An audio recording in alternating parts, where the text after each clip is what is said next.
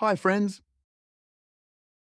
Welcome to Ulysses, James Joyce's monumental novel that unfolds over the course of a single day, June 16th, 1904, in the city of Dublin, Ireland.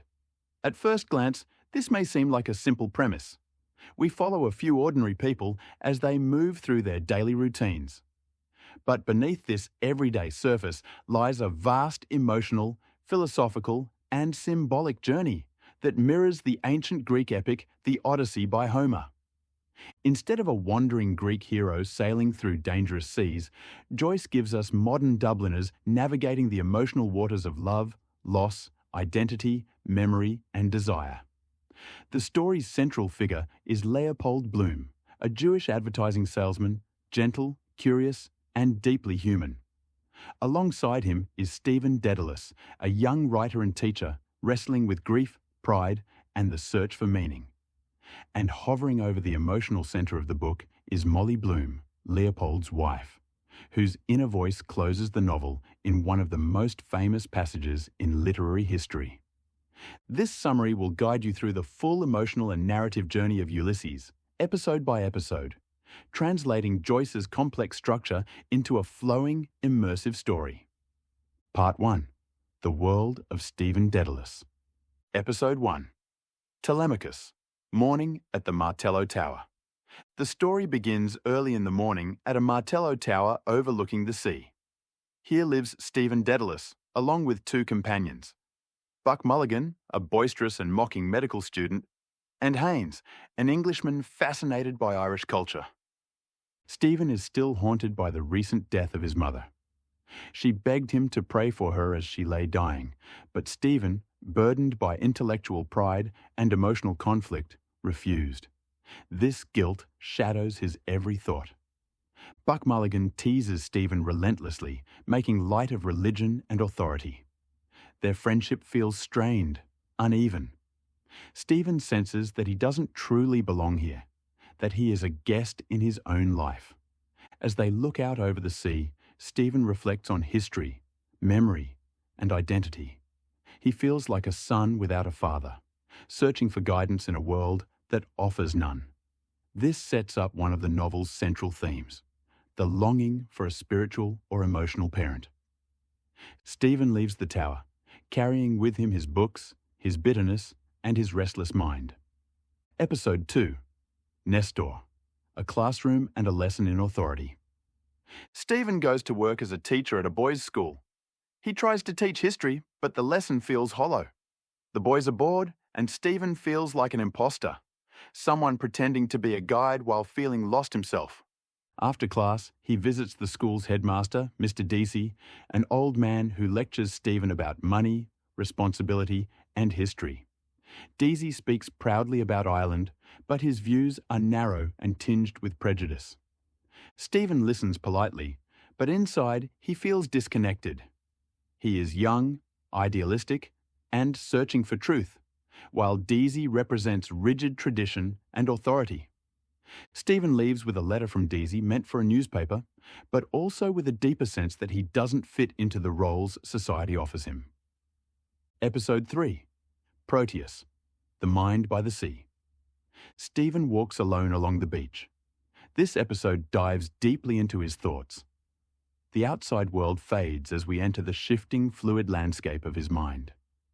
He thinks about philosophy, about the nature of reality, about how we perceive the world through our senses. He remembers his mother, feels her ghostly presence, and struggles with guilt and longing. The sea becomes a symbol of constant change. Stephen feels himself drifting, unsure of who he is or who he wants to become. By the end of this section, Stephen remains isolated, brilliant, sensitive, but deeply alone. Part 2. The Day of Leopold Bloom. Now the novel turns to its true centre, Leopold Bloom. Episode 4. Calypso. A gentleman in his kitchen. Bloom wakes up in his home at 7 Eccles Street. His wife, Molly Bloom, lies in bed, half asleep.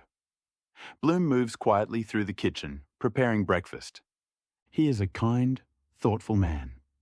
He buys a pork kidney from the butcher because he knows Molly likes it.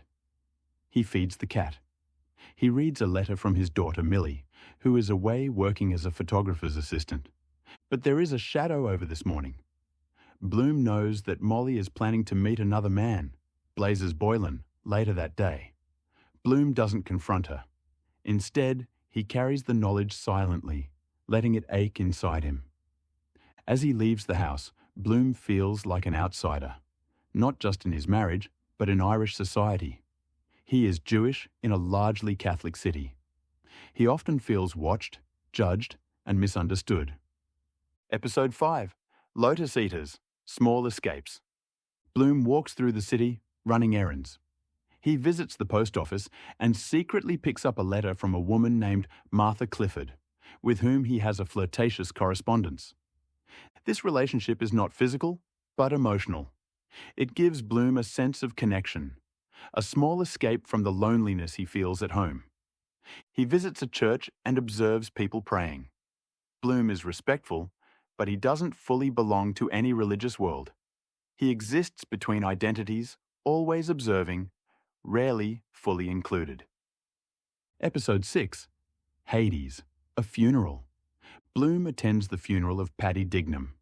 As the carriage moves through Dublin, Bloom reflects on death, memory, and the people he has lost. He thinks about his own son, Rudy, who died as an infant. This loss has left a permanent wound in Bloom's heart and a quiet distance in his marriage to Molly.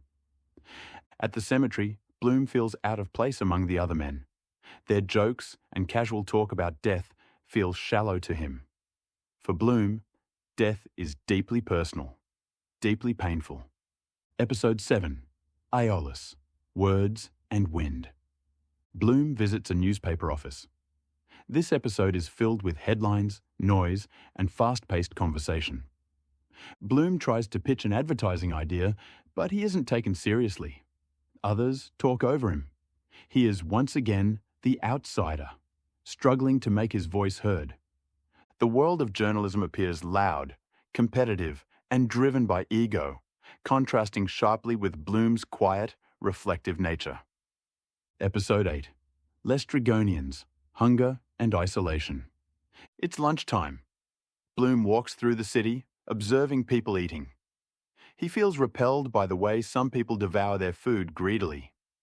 He finally finds a quiet place to eat alone. As he eats, he thinks about human bodies, desires, and the way people consume not just food, but each other's time and energy. This moment reinforces Bloom's gentle, thoughtful personality. He is not aggressive. He is a watcher, a thinker. Episode 9. Scylla and Charybdis, Stephen among writers. The focus briefly returns to Stephen. He is in the National Library discussing Shakespeare with a group of intellectuals. Stephen presents a complex theory about Shakespeare's life and work, suggesting that the playwright's personal pain shaped his art. The others listen, some impressed, some skeptical. Stephen feels proud of his ideas, but also isolated. His brilliance doesn't bring him closeness, it separates him. Bloom appears briefly here, passing through the library. Their paths nearly cross, hinting at the connection that will later grow between them. Part 3. The City Grows Wild. Episode 10. Wandering Rocks. Many Lives, One City. This episode jumps between many different characters moving through Dublin. We see priests, children, workers, lovers, and officials, all living their separate lives. Bloom and Stephen move through the same city, often close to each other, but not yet connected. The city itself becomes a character, a living, breathing organism made of countless small stories. Episode 11. Sirens, Music and Temptation. Bloom enters a bar where music fills the air. Molly's lover, Boylan, is on his way to meet her. The music heightens Bloom's emotions. He feels jealousy, sadness, and longing, but he remains passive.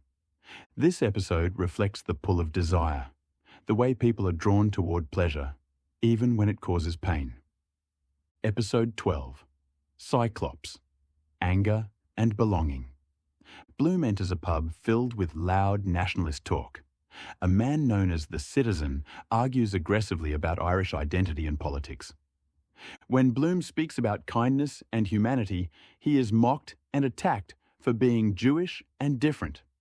Bloom stands his ground, insisting that true belonging comes from love, not hatred. He leaves shaken, but morally firm. Episode 13. Nausicaa, a quiet, awkward connection.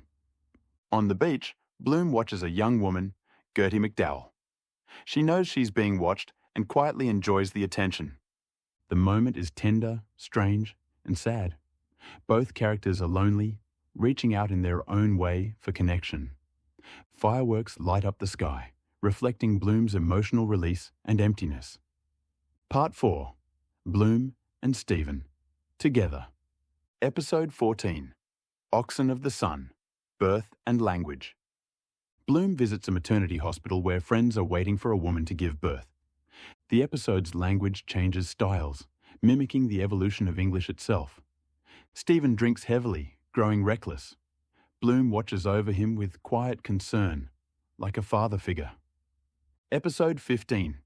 Circe. Nighttown's Hallucinations. In Dublin's red light district, reality blurs into hallucination. Stephen and Bloom experience surreal visions of their fears, desires, and regrets. Stephen confronts the ghost of his mother. Bloom imagines himself in strange roles: powerful, humiliated, celebrated, and rejected. When Stephen gets into trouble, Bloom protects him, guiding him away from danger. Their bond begins to form. Episode 16. Eumaeus, a quiet shelter. Bloom takes Stephen to a cabman's shelter for coffee and conversation. They talk awkwardly, but sincerely. Bloom sees in Stephen the son he lost. Stephen sees in Bloom a kind, grounding presence. They are different in age, background, and temperament, but a gentle connection grows between them. Episode 17. Ithaca, Questions and Answers. Bloom brings Stephen home. They drink cocoa and talk about life, science, and the universe. Stephen eventually leaves, choosing to continue his own path. Bloom returns to bed beside Molly, still uncertain, still hopeful. Part 5. Molly Bloom's Voice. Episode 18. Penelope, the flow of a woman's mind. The novel ends inside Molly Bloom's thoughts as she lies in bed. Her mind flows freely. Memories of her childhood, her lovers, her marriage, her desires, her frustrations, her joys. She thinks about Bloom, about his kindness, his strangeness, and their shared past. Despite her affair, there is warmth in her memories of him. The book ends with her famous final word. Yes, a word of acceptance, of life, of love, of continuation. Closing reflection. The meaning of Ulysses. Ulysses is not just a story about one day in Dublin. It is a story about what it means to be human. It explores loneliness and connection, pride and humility, desire and loyalty, memory and hope. Through Stephen, we see the restless search for identity. Through Bloom, we see the quiet power of kindness and endurance. Through Molly, we see the full, complicated, passionate voice of life itself. In the end, Ulysses reminds us that even the smallest moments, a walk, a meal, a conversation, a memory, can carry the weight of an entire universe. Thanks for listening. Kindly subscribe to our channel for more videos like this.